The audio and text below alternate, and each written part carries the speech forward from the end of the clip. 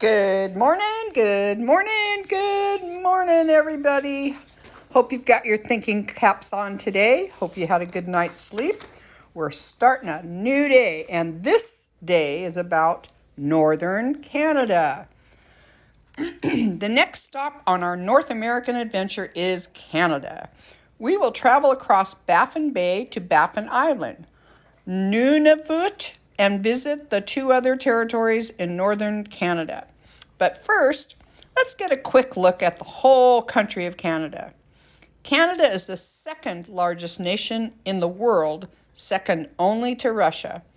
Much of its landmass is situated in harsh northern climates, so Canada's population is not as large as many nations that are smaller in size.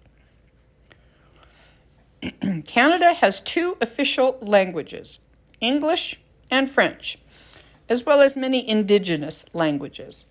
The two official languages reflect the two most prominent groups of European settlers that came to North America, greatly influencing what would become modern Canadian culture.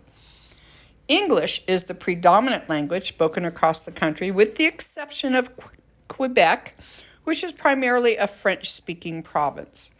Canada is made up of 10 provinces and 3 territories. The territories, Nunavut, Northwest Territories, and Yukon, form the northern part of Canada and include the northernmost permanent settlement in the world. In Alert, Nunavut. Alert is located only 520 miles from the North Pole. Wow, they're already giving us an activity break. Let's see what it says. Find the 3 territories on the map of Canada. Can you find Baffin Island and Ellesmere Island? Nunavut's capital, Iqaluit. These are hard words, guys. Hard words. Is on Baffin Island, while Alert can be found on Ellesmere Island. Note, don't be confused by Alert Bay in British Columbia. Look north, way north. If you want, look up the territorial flags for Nunavut, Northwest Territories, and Yukon. So let's talk about the land and the animals. The 3 territories of Canada lie above the 60th parallel with long dark winters and brief cool summers. These territories are home to some of the most resilient people on the planet. Since 90% of the landmass is uninhabitable, even for these people, Canada's north has been known as the Barrens. Much of this land is rock covered in ice and snow most, if not all, of the year. There are few trees here, even in the most southern places, and the growing season is extremely short. The islands that lie within the Arctic Circle are so barren that astronauts use them for training. Most of the habitable land in these territories is along the southern borders, where there are northern boreal forests, or close to bodies of water such as rivers, lakes, or the ocean. This provides access to food sources even when the temperatures dip to minus 40 degrees and lower. You guys, that's really, really cold. So Canada's north is home to the beautiful polar bear. This majestic creature is clothed in white fur, which is actually transparent and only appears white, blending into its snowy surroundings. Other names for the polar bear are ice bear, sea bear, water bear, or white bear. These bears are found throughout the Arctic regions of the world, and here are some of the largest bears on Earth. Few animals have the ability to kill them. Beneath the white fur, polar bears have black skin that is designed to absorb heat from the sun to keep them warm. Although these fluffy white bears look adorable with their black eyes and nose, they can be extremely dangerous. A male polar bear can be up to 1,600 pounds and over 5 feet tall at the shoulder.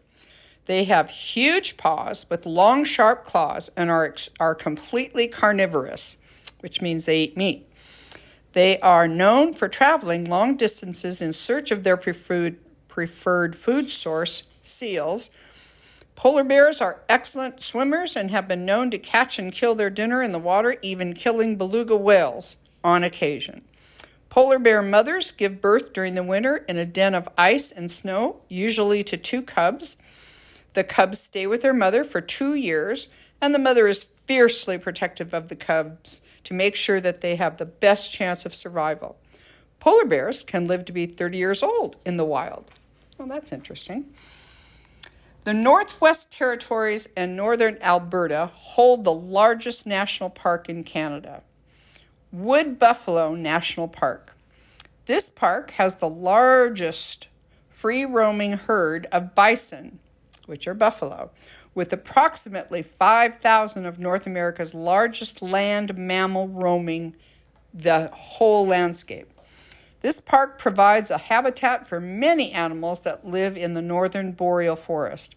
Wolves, moose, lynx, marten, wolverines, bears, foxes, beavers, and snowshoe hares, hares are rabbits, all make their home here, as well as red-sided garter snakes and many species of birds. It is in this park that you will find the last wild nesting area of the endangered whooping crane, whooping crane, another bird. We'll have to look that one up too. The people of, what do they eat? What's the food? The people of northern Canada have similar food availability to the people of Greenland, yet those who make their homes in the southern parts have access to boreal forests and all the vast wildlife within this habitat. Hunting is a common way to access meat throughout the north, but the larger cities in Yukon and the Northwest Territories have grocery stores much like we would find anywhere else in Canada. Unfortunately, these grocery stores are overpriced. Nunavut is more traditional with food, partly because this territory is over 80% indigenous Inuit peoples with food traditions that go back hundreds and hundreds of years. The Inuit diet is rich in protein and fat, with Arctic char, caribou, muskox, Arctic hare, seal, walrus, whale, raw whale blubber, and skin is in specialty in Nunavut. I wonder what that tastes like. And many kinds of birds creating the majority of the menu. Much of this meat is consumed raw since finding fuel for cooking is difficult in the barren north. Whale sushi. Not sure about that. That doesn't sound very good, but you never know. It is sushi. Okay, let's talk about the history and the culture. Many of the Inuit people of the Canadian North maintain a traditional hunter-gatherer culture, living off the land. They live just as their ancestors did, by hunting their meals instead of going to the grocery store. This culture is known for their use of every part of an animal. Nothing goes to waste, and they are very respectful of the environment in which they live. In the summer, the Inuit hunt caribou, seals, walruses, and whales, as well as fishing. In certain areas, they are able to gather berries and other vegetation to eat during the summer months. In the winter, the same animals are hunted, but different methods are used. With ice covering much of the water during these long, dark winter months, the Inuit people use ice fishing to catch their fish. They wait for long periods of time at a seal-breathing hole, waiting for a seal to appear. A special tool called a harpoon is used for much of their marine hunting during both summer and winter months. These spear-like tools are attached to a long rope and thrown at the prey, seals, whales, or other sea creatures. The rope allows the tool to be retrieved if it has missed the mark and helps to transport the game back home. Whaling and even some seal hunting is not popular in most of the world today, but for the Inuit culture, it is a matter of life and death. If they don't eat these animals, they could starve. So they continue in this traditional way of life. The Northwest Territories and Yukon have been heavily influenced by European culture, then Nunavut. Yukon is the home to the Klondike River, where gold was found in 1897. Through the following 10 years, there was a huge influx of people that journeyed to the Yukon in search of their fortune. With the rise in population came a rise in modern conveniences.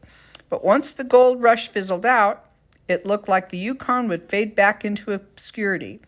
However, the modern presence of a highway linking Alaska to British Columbia has breathed new life into the Yukon and made it stand apart from the other two territories. The Northwest Territories was famous for its fur trade, particularly beaver, for many years. In the 1930s, there was a new boost when minerals such as gold, lead, zinc, copper, iron ore, oil, and natural gas were found. Then in the mid-1990s, diamonds were discovered, creating another economic boost. I didn't know that. That's interesting. Diamonds started in the Northwest. All right, my darlings, it is time for you guys to go get your notebooks. They're not in front of you. Make sure they are tomorrow because you're going to need them every time we do this. Okay, the activity break is telling us look up pictures of Inukshuks. These rock formations look like little men. In Nunavut, they are the traditional way of marking paths and helping people find their way in a barren land. They have become a symbol of Canadian Inuit culture that is widely recognized. As a family, go outside and collect rocks to make your own Inukshuk. You guys would be really good at that because you all like rocks. Anyways, we have reached the end of our time. Please, please, please take care of yourselves. Be nice to each other. Don't scream and yell. Say thank you to your parents all the time. Know that Granny Patty loves you, and we'll be back again for another lesson. Bye-bye.